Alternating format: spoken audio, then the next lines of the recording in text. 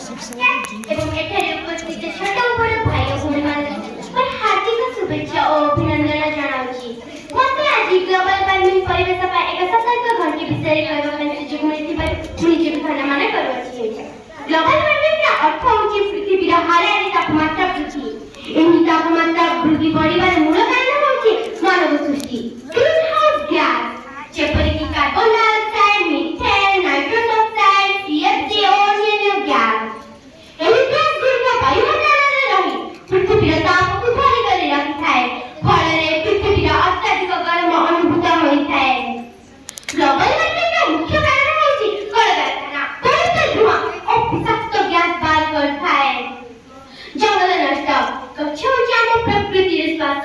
ଜଙ୍ଗଲ କଟା ଦିଆଯିବାରୁ carbon dioxide ଶୋଷିବା ହ୍ରାସ ହୁଏ। ଜଳ, ବାୟୁ ଓ ମାଟି ପ୍ରଦୂଷିତ ହେବା ଏହି ତାପ ବୃଦ୍ଧିର ଅନେକ ଅଂଶର ଦାୟୀ। ମେରୁ ଅଞ୍ଚଳରେ ବରଫ ତରଳିଯିବା, ଏହା ଦ୍ୱାରା ସମୁଦ୍ର ପତିତ ଜଳ ପରି ଅନେକ ସହର ଓ ଗ୍ରାମ ପଞ୍ଚାୟତ ଜଳମୁକ୍ତ ହେବାର ସମ୍ଭାବନା ରହିଛି। ପ୍ରାକୃତିକ ବିପଦ ବଢୁଛି, ଯେପରିକି ବନ୍ୟା, ଖରା, ଝଡ଼ ଓ ଅତ୍ୟଧିକ ବର୍ଷା ପରି ଘଟଣା ବଢୁଛି। ବନ୍ୟପ୍ରାଣୀ ଓ ପଶୁପକ୍ଷୀମାନେ ନଷ୍ଟ ହେଉଛନ୍ତି। ବନହ୍ରାସ ଓ ତାପ ବୃଦ୍ଧି ଦ୍ୱାରା ସେମାନଙ୍କ ନିବାସ ହରାଉଛନ୍ତି। ମାନବ ସ୍ୱାସ୍ଥ୍ୟ ଉପରେ ପ୍ରଭାବ, ଅତ୍ୟଧିକ ତାପ ଦ୍ୱାରା ତ୍ୱଚାର ଶ୍ୱାସ କ୍ଷମତା ହ୍ରାସ ଓ ଭିନ୍ନ ଭିନ୍ନ ରୋଗ ହେବାର ବଢ଼ି ଚାଲିଛି। କୃଷି ଉପରେ ପ୍ରଭାବ, ଅତ୍ୟଧିକ ତାପ ଓ ଅନିୟମିତ ବର୍ଷା ଫଳରେ ଫସଲ ନଷ୍ଟ ହୋଇଥାଏ, ତେଣୁ ଖାଦ୍ୟର ସମସ୍ୟା ଦେଖାଯାଇଛି।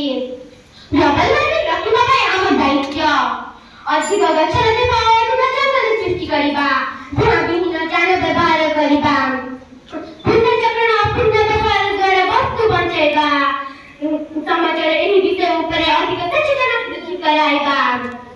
ପୃଥିବୀ ଆମ ଘର ଅଟେ, ଏହାକୁ ରକ୍ଷା କରିବା ଆମ ପ୍ରଥମ କର୍ତ୍ତବ୍ୟ। ଯଦି ଆଜି ଆମେ ଚେଷ୍ଟିତ ନ ହେବା, ତାହେଲେ ଆସନ୍ତାକାଲି ତାପ ଛଡ଼ା ଆଉ କିଛି ରହିବ ନାହିଁ। ତେଣୁ ରାଜ୍ୟ ସରକାରଙ୍କ ନିର୍ଦ୍ଦେଶ କ୍ରମେ ପ୍ରତ୍ୟେକ ବିଦ୍ୟାଳୟରେ ଏକ ପେଡ୍ ମା କେ ନାମ, ମା ପାଇଁ ଗଛଟିଏ କାର୍ଯ୍ୟକ୍ରମ ଜରିଆରେ ପୃଥିବୀର ତାପମାତ୍ରା ବୃଦ୍ଧିକୁ ରୋକିବା ପାଇଁ ପ୍ରଚେଷ୍ଟା ଜାରି ରହିଅଛି। ମୁଁ ଏତିକି